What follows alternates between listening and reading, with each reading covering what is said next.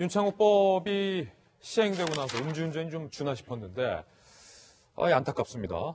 많은 사랑을 받았던 배우이자 뮤지컬 배우 안재욱 씨가 음주운전으로 적발되는데 벌써 이번이 두 번째였습니다. 사건의 전말 취재했습니다. 음주운전 안재욱, 참회와 자숙, 모든 출연작에서 줄아차 지난 9일 밤 배우 안재욱 씨가 전북 전주 뮤지컬 공연을 마친 뒤에 숙소 옆에 식당에서 동료들과 술자리가 있었습니다. 숙소에서 잠을 청했어요. 저 때까진 잘했어요. 잘 자고 다음날 10일 아침에 괜찮은데? 어제 뭐 좀 과음했지만 괜찮아. 컨디션이 괜찮다고 판단했고 운전해서 전북에서 서울로 출발을 했습니다. 오전 10시쯤 전주에서 서울행 고속도로 동전주 요금소 앞에서 음주운전 단속에 적발됐습니다. 혈중 알코올 농도를 측정해봤더니 0.096%. 면허 정지 수준의 알코올이 측정된 겁니다. 안재욱 씨도 이렇게 많이 알코올이 측정될지는 아마 몰랐던 것 같아요. 안재욱 씨 측 소속사의 입장이 나왔는데 함께 보시죠. 변명의 여지 없이 책임을 통감한다. 매우 부끄럽고 수치스럽다. 참회와 자숙의 의미로 모든 공연 일정에서 하차하기로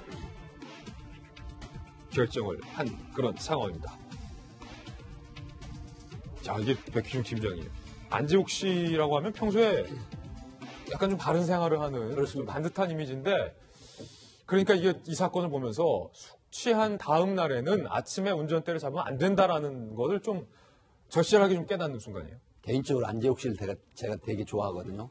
안재욱 씨 팬 많아요. 정말 어떤 클리어한 그런 분이고 사실 2003년도에도 음주운전 논란이 있었지만 대체로 바른 생활을 하는 사나이. 나이가 거의 50이 다 돼가는 분이죠.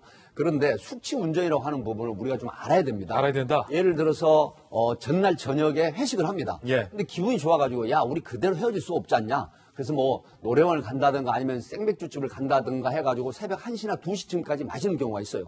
그리고 자면 4시간이나 5시간 정도 자고서 아침에 7시나 8시에 출근을 한다? 이때 만약에 무사히 출근하면 괜찮은데 음주운전 적발이 되거나 사고가 났을 경우에 반드시 음주 측정을 합니다. 이럴 때는 음주운전 사고로 기결이 돼버립니다. 하기 때문에 통상적으로 보면 통계가 소주 한 병 정도 마신 70kg 남성이 4시간이 지나야 된다는 그런 수치가 있고 그다음에 여성은 50kg 정도 몸무게 나가는 여성이 보통 6, 7시간을 지나야 된다고 하지만 좀 더 정확하게 말씀드리면 최소한 10시간이 지나야 됩니다. 소주 한 병을 마셨으면 10시간은 지나야 술이 완전히 깬다. 그렇습니다. 왜 그러냐면 일반적으로 말씀드리면 하루가 지나야 완전하고요. 보통 10시간 지나야 되는데 1시간대 0.0008mg이 이제 수치가 줄어듭니다. 이런 계산으로 봐서 보통 이런 얘기를 하지만 통상 10시간에서 12시간이 지나야 됩니다. 하기 때문에 숙취 운전하다가 아침에 출근하는 경우 사고가 경면사고로 나게 되면 음주 측정을 하게 됩니다. 그러면 음주운전 사고로 기결이 된다 하는 점을 명심하시고 새벽까지 술을 드시면 반드시 다음 날은 대중교통을 이용하시는 게 좋습니다. 경찰과 변호사의 이야기도 한번 들어봤습니다. 직접 들어보시죠. 오전에 숙취운전자를 거기서 들어오시면 막상 들어오고 나면 정말 위험하니까 순천에 음료 식당이 소주 한 병 마셨을 때는 푹 자고 아침에 나오면 괜찮은데요. 2병 마셨으면은 24시간 지나야 안전해요. 그 다음날 저녁 때도 운전하지 말아야죠. 김관삼 변호사님, 당시 안재욱 씨를 단속했던 경찰관은 안재욱 씨가 음주 측정에 순순히 응했다. 그러니까 뭐랄까요, 변명을 해주는 건 아닌데 다른 유명 연예인들의 고의적인 음주운전과 비교했을 때 안재욱 씨는 고의성은 조금 약했던 것 같아요.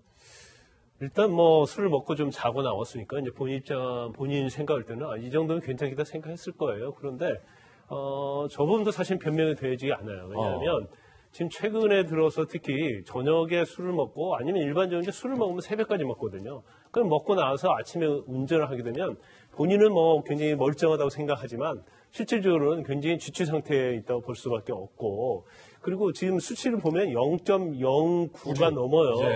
그럼 0.09가 넘는다는 것은 곧 0.1이 취소 수준이거든요.